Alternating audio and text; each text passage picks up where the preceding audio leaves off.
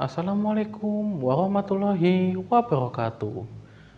Halo semua, Sobat Obi, para dewan juri dan penonton semuanya. Perkenalkan, nama saya Bima Anugrah Divianto. Saya adalah salah satu peserta semifinal Lomba Olimpiade Obi. Asal sekolah saya berasal dari SMKN 1 Gelagah. SMKN 1 Gelagah ini bertempat di wilayah ujung timur Pulau Jawa. Wilayah yang bernama Kabupaten Banyuwangi. Banyuwangi yang dari namanya Banyuwangi yang memiliki arti air harum atau air yang beraroma harum, memiliki kisah di balik namanya. Kisah tersebut bernama asal-usul Banyuwangi. Dan hari ini saya akan menceritakan kisah tersebut kepada dewan juri, Sobat Obi, dan penonton sekalian. Konon, pada zaman dahulu kala di wilayah ujung timur Pulau Jawa, wilayah yang memiliki alam yang sangat indah. Wilayah tersebut dipimpin oleh seorang raja yang bernama Prabu Sulakromo.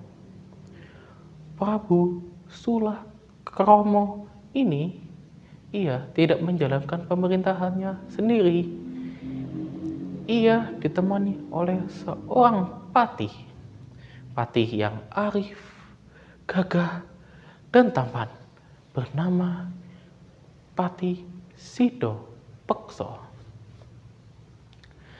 Patih Sido Pekso memiliki seorang istri. Istrinya itu sangat cantik, halus budi, dan tutur bahasanya. Istrinya bernama Sri Tanjung.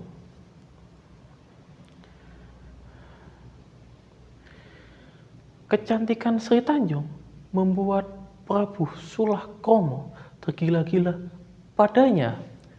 Bahkan sang raja memiliki niat jahat untuk menyingkirkan Patih Sido Pekso dengan cara memberinya tugas yang di luar kemampuan manusia.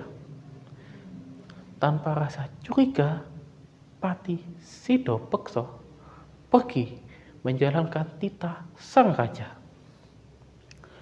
Nah, sang raja dengan kesempatan yang ia dapatkan mencoba untuk mendekati Sri Tanjung dan merayunya. Tetapi Sri Tanjung tetap setia pada suaminya dan bahkan berdoa agar suaminya selamat dan sehat dalam menjalankan tugas sang raja. Sang raja yang geram karena Sri Tanjung tidak mau dengannya. Akhirnya ia kepikiran untuk menyingkirkan Sri Tanjung dengan cara memfitnahnya. Ketika Patih Sido Pekso menemui sang raja dan telah menyelesaikan tugasnya, ia diberitahu kalau Sri Tanjung berbuat tidak senonoh dengan sang raja ketika Patih Sido Pekso sedang menjalankan tugas dari sang raja. Dengan amarah yang bludak-bludak, Patih Sido Pekso pergi menemui istrinya. Ia langsung memukul istrinya di tempat, dan istrinya mencoba untuk membela dirinya kalau yang melakukan hal seram tersebut adalah sang raja, bukan dirinya. Patih Sidapeksa dengan amarah yang masih bludak-ludak malah tambah bludak-ludak mendengarkan pernyataan Sri Tanjung yang lugu dan jujur tersebut. Ia menggeret Sri Tanjung menuju sebuah sungai yang kumuh dan kotor. Di sana, ia akan membuang jasad Sri Tanjung. Tetapi sebelum dibunuh, Sri Tanjung memiliki sebuah permohonan. Kalau air sungai masih kumuh dan kotor, ia berarti tidak bersalah. Tetapi kalau air sungai masih kumuh dan kotor, ia bersalah. Tetapi kalau air sungai malah menjadi harum dan bening, ia tidak bersalah.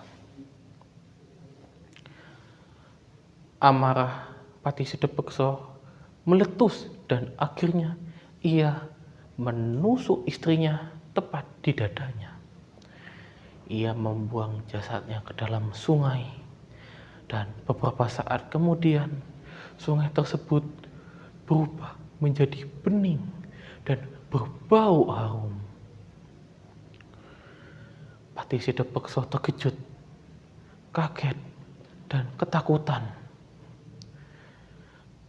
Ia berlutut dan tanpa sadar berteriak, "Banyuwangi, Banyuwangi, Banyuwangi."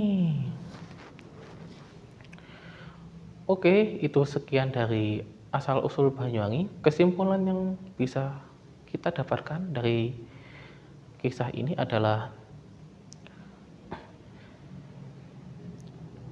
kita tidak boleh cepat marah ketika mendengar sesuatu yang tidak kita sukai. Kita harus tetap bisa berpikir jernih agar bisa mengolah informasi agar tidak salah paham. Dan kita tidak boleh sementah-mentah untuk mencerna informasi tersebut. Kita harus bisa berpikir kalau informasi tersebut benar atau salah, walaupun dari keluarga, atasan, maupun teman dekat. Tapi sayangnya, hal ini tidak terjadi pada Patih Sidapeksa. Patih Sidapeksa ketika habis pulang, ia menemui sang raja, dan sang raja memfitnah Sri Tanjung tanpa alasan yang jelas. Patih Sidapeksa yang dipenuhi amarah segera menemui Sri Tanjung dan mengiritnya ke sungai. Tetapi padahal pada sebelumnya itu, Sri Tanjung telah memberitahu bahwa raja yang melakukan hal yang tidak senonoh. Tetapi dikarenakan Patih Sidapeksa yang tidak bisa mencerna informasi dengan baik, ia langsung menikam istri setianya itu dan membuang jasadnya ke sungai yang kumuh dan kotor.